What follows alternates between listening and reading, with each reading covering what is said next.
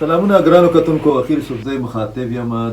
دغه کوم صورتحال چې جوړ دی د پهلګام د پاک فلیګ اپریشن نه بعد په هغې کې ښکاري داسې چې د پاکستان هغه موږ چې اردو کې لفظ استعمالو پله باری ہے، د هغې بنیادي دوه درې اسباب چې دي یا دوه درې واقعات یا اقدامات یا اعلانات چې کوم دي هغه ستاسو سره شیر کول غواړم.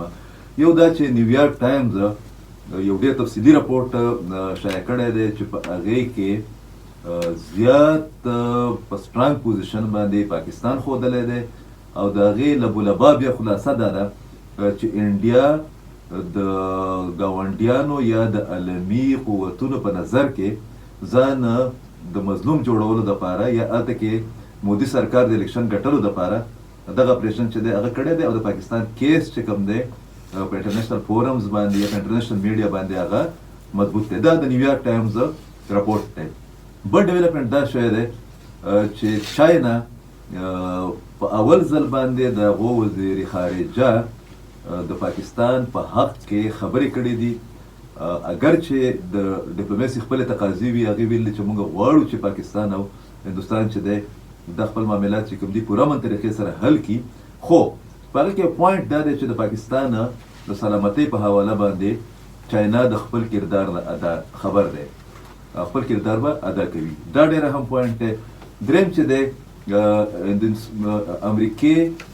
چې کوم سابقه وزیر خارجه ده یوه د هغې یو سټیټمنټ مخې ته راغلی دی او په هغې کې هغې ویلي دي چې دغه کوم واقعه چې شوې ده د انډیا سره په خپل حق کې یا په خپل وکالت کې یا دلالت کې داسې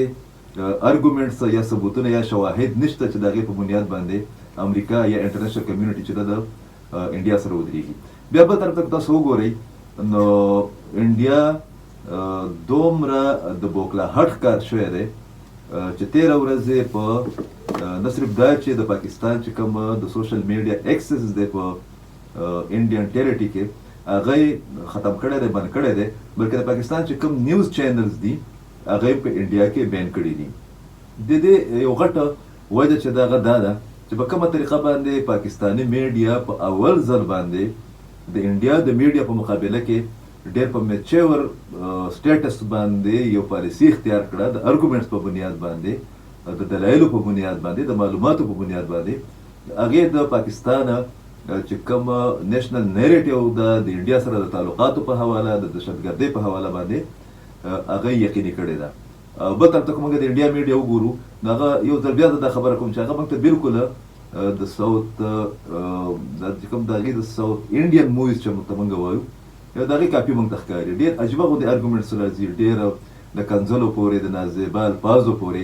استعمال چې دی هغه د انډیا په مین سټریم میډیا باندې کېږي. بله خبره چې د هغه په دې حواله باندې ډېره زیاته ضروري ده چې عام تاثر دا و چې د انډیا په وینا باندې به ټي ټي پي او بي ایل اے یا نور تنظیمونه چې هغه په افغانستان کې بیسډ دي هغه به په پاکستان باندې حمله ور شي. بالکل حمله ور شو. تاسو وکتله چې په تېرو 3 ورځو کې د شمالي وزیرستان په سرحد باندې 4-5 اپریشنز وشو او په هغې کې تقریبا 1 کسان چې کوم دي خوارج یا دهشتګرد یا د ټي ټي پي د مختلفو ګروپونو کسان چې کوم دي دهشتګرد هغه ووژلی شو او مجموعي طور له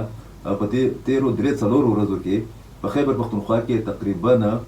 85 دهشتګرد چې کوم دي هغه وژلی شوي دي او د هغې په ضد باندې یوه هم داسې غټه حمله نه ده شوې چې هغې ته موږ دا ووایو چې د پاکستان سیکیورټي فورسز د انډیا د دغه کشیدګۍ په حواله باندې د دې ولا سرحد نه چې د لا تعلقه دي په جنوبي وزیرستان کې د یو